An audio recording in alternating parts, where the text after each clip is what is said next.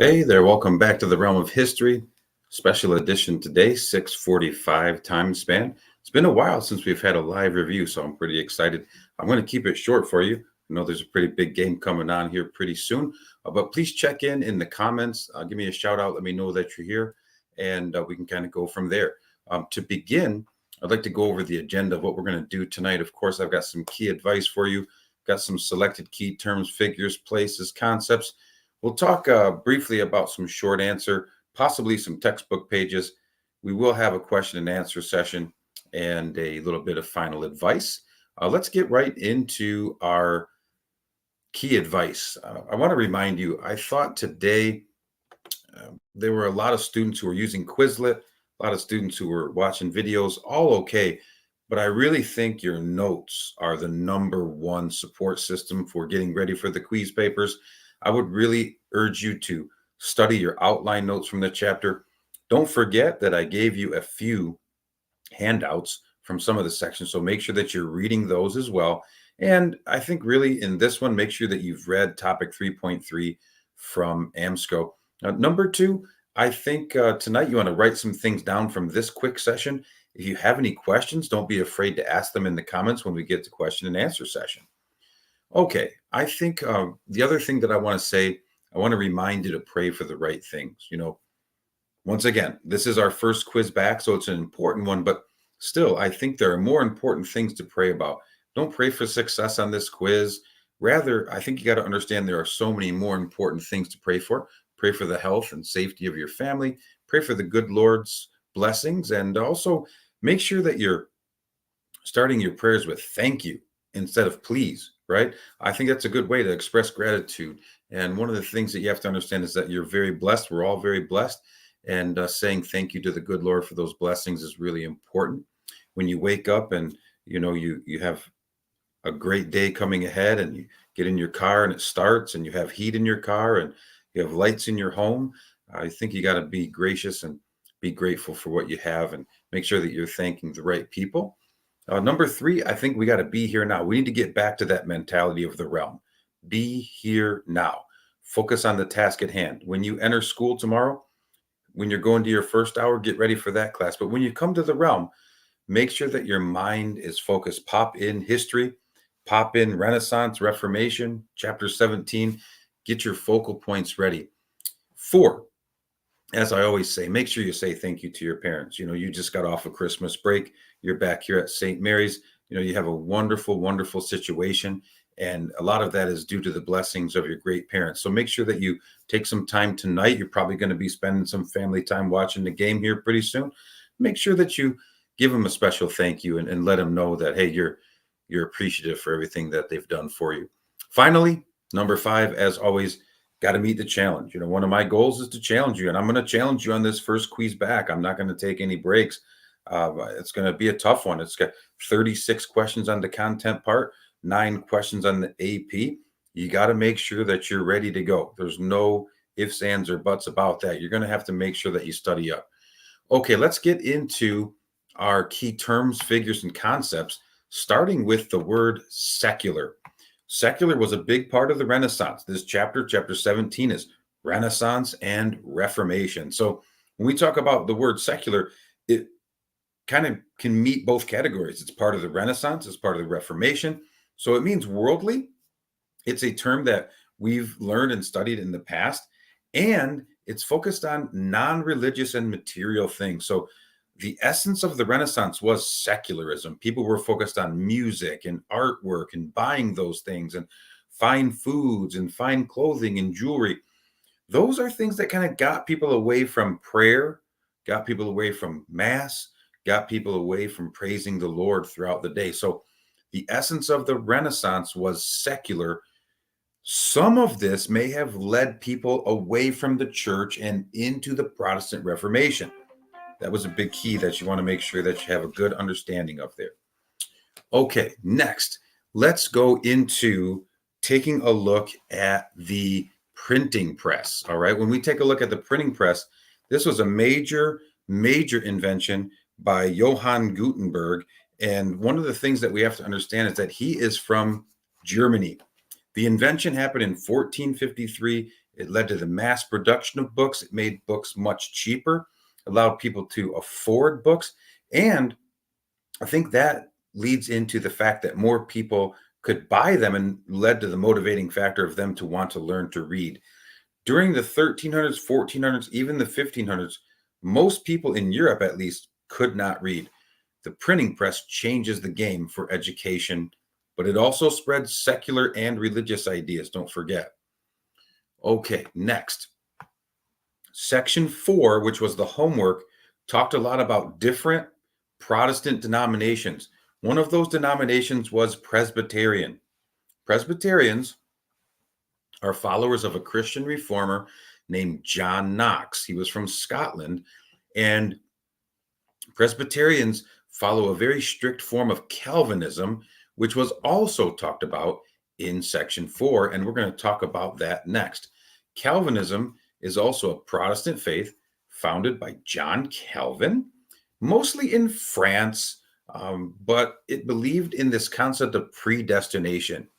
This concept of predestination is the idea that God has selected a certain amount of people that are going to go to heaven. And so it's pre-selected who's going to heaven and who's not. And so that's what the concept of predestination is. It's a Calvinistic concept related to something called the elect. Don't need to know all the ins and outs, but please know that it was a major factor in the Protestant Reformation. The Catholics, after going through the Reformation that we learned about, Protestants separating from the Catholic Church due to differences in beliefs and different values, the Jesuits come into play when the Catholics form what's called the Counter-Reformation, which is talked about in section 4 and also talked about in AMSCO. It's a religious order with the focus on educating the youth, and it was founded by a key figure named Ignatius of Loyola, St. Ignatius, and he was a Spanish priest and theologian. The Jesuits went around, they went on missionaries, trying to educate, doing good deeds for the poor, so on and so forth. Next, we bounce back to another Protestant denomination known as the Anabaptists. Anabaptists eventually lead into the faith called Baptist today. It's Protestant faith that believes that only adults who can have the ability to choose their religious path should be baptized. So Anabaptists didn't actually baptize their people until they were of age to decide. It's kind of similar like to how Catholics view confirmation, where it's actually at that point your decision and not the decision of your parents. Here we're going to talk about humanism, which was a key, or humanists, which were a key movement, or was a key movement of the Renaissance. It's an intellectual movement that focused on human potential and achievement. So what humans can do and what humans have done. It led to many subjects that we study in school today, known as the humanities: art, music, history, English, speech class, so on and so forth. Next is Desiderius Erasmus. Erasmus is a key figure. He was a Christian humanist.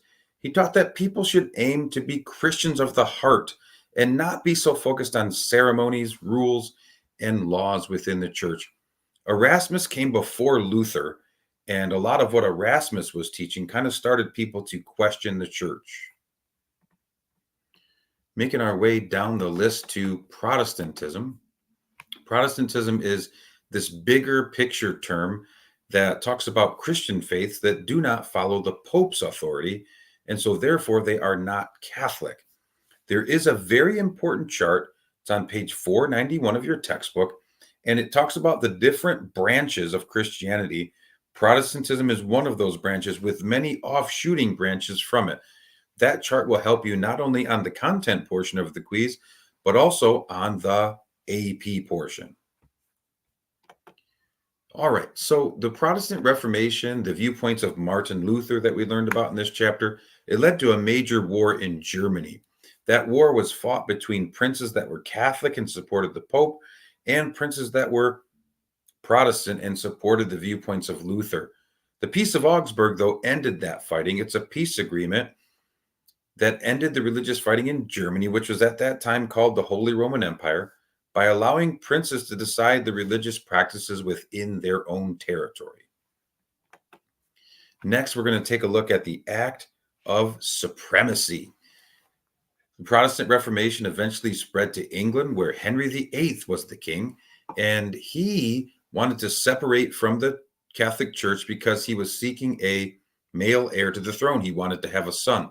So he forced everyone to swear an oath that he was now the head of the church in England and no longer the Pope was in charge of England. Many people swore this oath. Some people, like the Christian humanist Thomas More, a devout Catholic, would not swear this oath. He was arrested, put on trial for treason, and then beheaded. Next is the term a Renaissance man. We talked about this a lot in class. Renaissance man was somebody who was a universal man, very well-rounded, a master of all areas of study. Back during the Renaissance, it would be somebody who could ride a horse, sing, play a musical instrument, was well educated, could sword fight, so on and so forth, was charming, so on and so forth again. Patrons, very big part of this spread of artwork throughout Europe. Patrons are supporters of artists. These are people who pay the artist to do work, but also fund their work. Okay, that is the end of what I was going to go through live there. I next want to talk about some of the short answer and AP pieces of advice that I have for you. The AP portion, there's going to be two separate MCQ prompts. I want to talk about the first one and the second one. Don't forget to check in with me if you came on late. Make sure that I know you're here in the comments. It gives me a good statistical breakdown to make sure the people that were here are benefiting.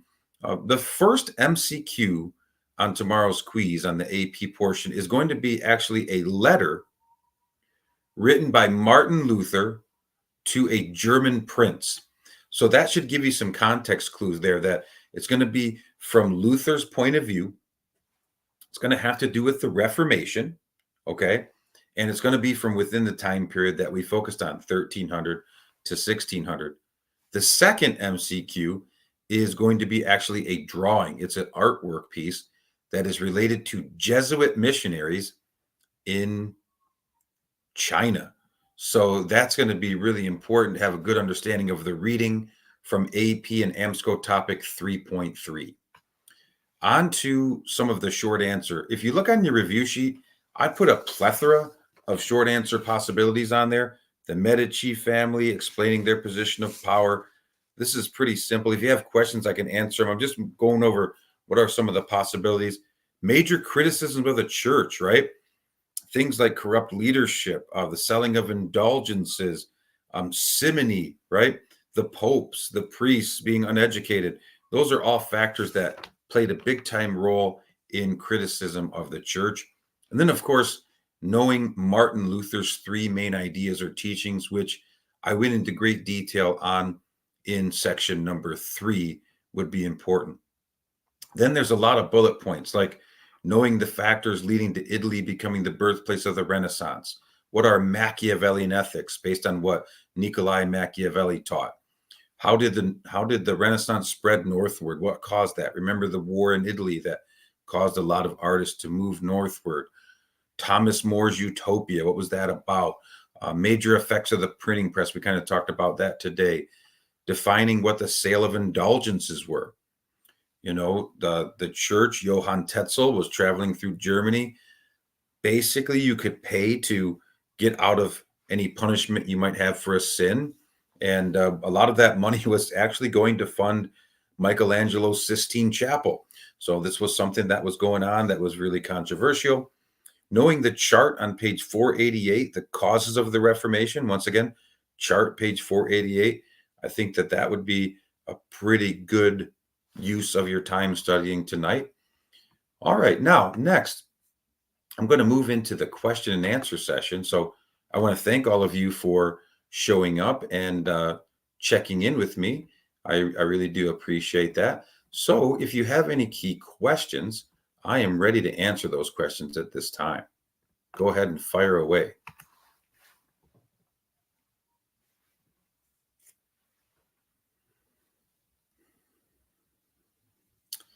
All right, here's the first question on the docket here. We've got Master Brown from Novi. Who was Catherine of Aragon? Catherine of Aragon was Henry VIII's first wife. So he was the King of England, and Catherine was a Catholic. Henry was a Catholic as well. She was from Spain, and she was Henry VIII's first wife that he tried to get a divorce from because he felt that she was too old to provide him with a male heir. All right, here we go with another question. Who were Mary and Edward? Mary was the daughter of King Henry VIII and Catherine, who you just asked about. So she was Henry's oldest daughter. And then Edward was his only son. He had a son with Jane Seymour, his third wife. She died 2 weeks after due to birthing complications. And then Edward died at the age of 15. So he only ruled for he actually started ruling when his dad died. He was 9.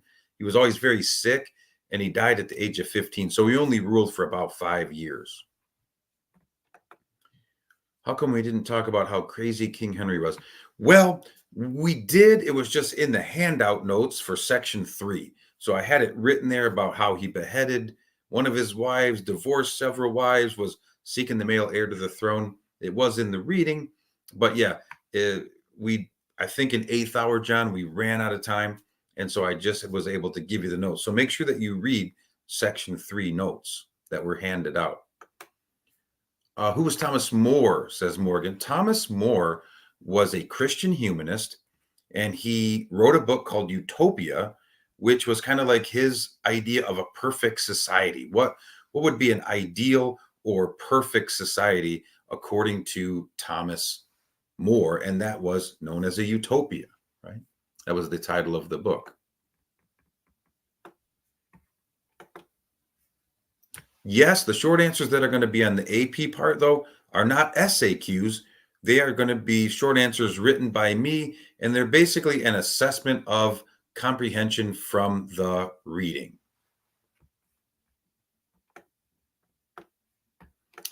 Machiavellian ethics. Okay, so Niccolo Machiavelli wrote a book called The Prince, right? And it was sort of a political guidebook for rulers. Basically, in it, he talks about, hey, don't worry about what is morally right, but rather what's politically effective. So if you have to lie, cheat, steal, he said all of those things are fair game as long as you are keeping control over the people and the decisions that you're making are politically effective. Go ahead and do so. So Machiavellian ethics refer to anything that's like deceitful, crafty, trying to trick people. Today, if like you're somebody who cheats on quizzes, I could say, oh, that's a very Machiavellian approach.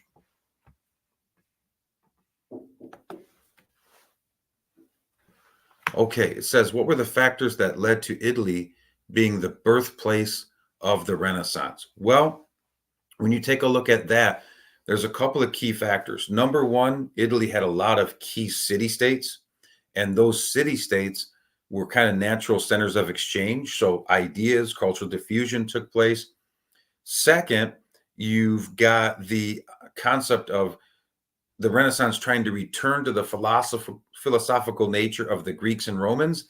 And you have Greece and Rome right there in Italy. So studying those ancient works was very feasible because of the location there. All right. You also have a lot of scholars in Italy, and you had a lot of rebuilding of cities that were growing due to the fact that the plague killed off many people, and they were kind of resurging there in some of those Italian city-states because of the availability of jobs due to the loss of lives. Next, what's the definition for realism? This is really, really simple. As I taught, one of the essences of the Renaissance was the fact that most artists during the Renaissance tried to portray their subjects in a realistic light. So they tried to do portraits that were very realistic, and they also tried to do other artworks that looked very realistic as well, like the praying hands, for example, that we saw today with Albrecht Dürer.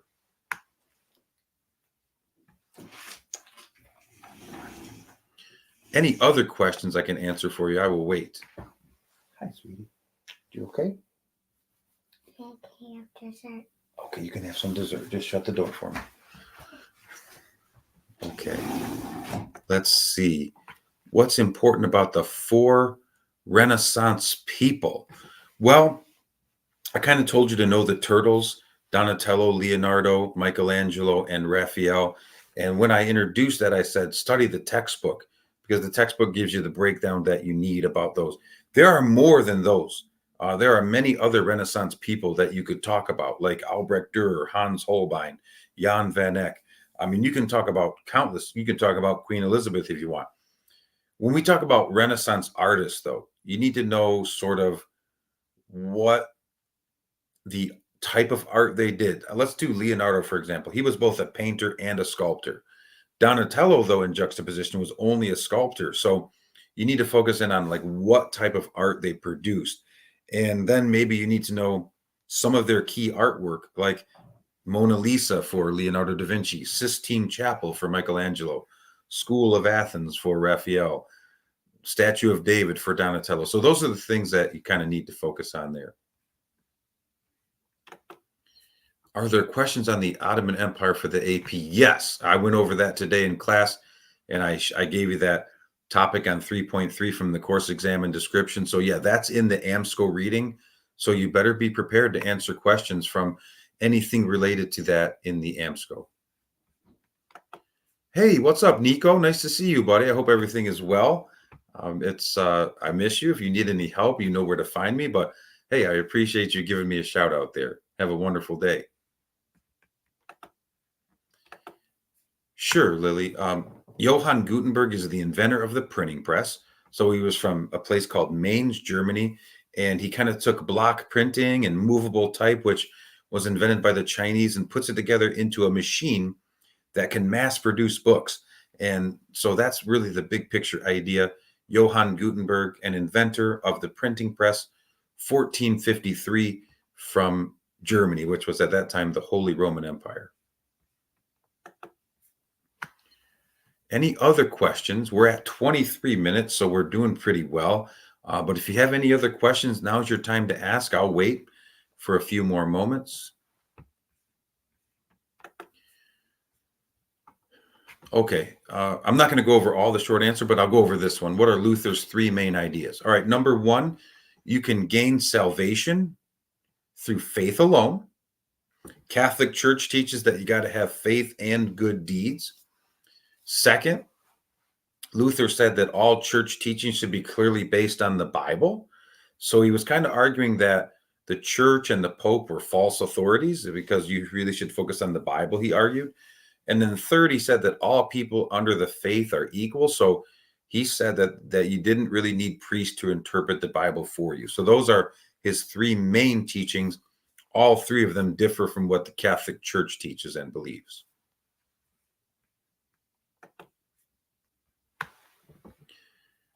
Okay. We have a few more minutes left. If you have any other questions, go ahead and fire away. Any comments, anything that you want to get in there, anything you're nervous about? I'm not an expert, but maybe I can help you out.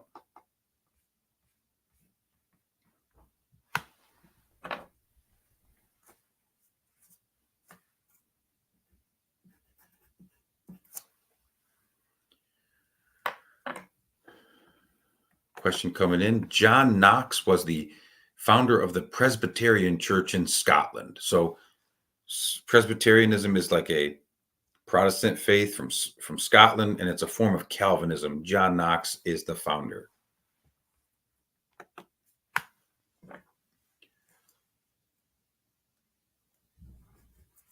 Okay, any other questions? I am monitoring the comments at this time. They're coming in very slow, so I think we're winding down.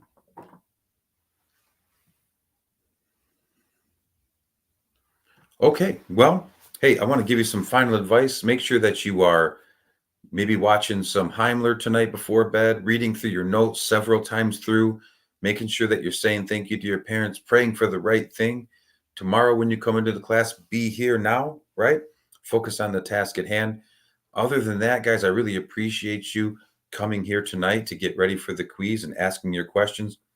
If you have any further questions, you can always message me on the Realm of History Instagram, or through classic email at my St. Mary's email, and I'll do my best to make sure I get an answer to you. Hey, I hope you do really well tomorrow. Study up. Don't be nervous. And best wishes. I love all of my students, and I hope that you are ready to go tomorrow for the quiz. Thanks again.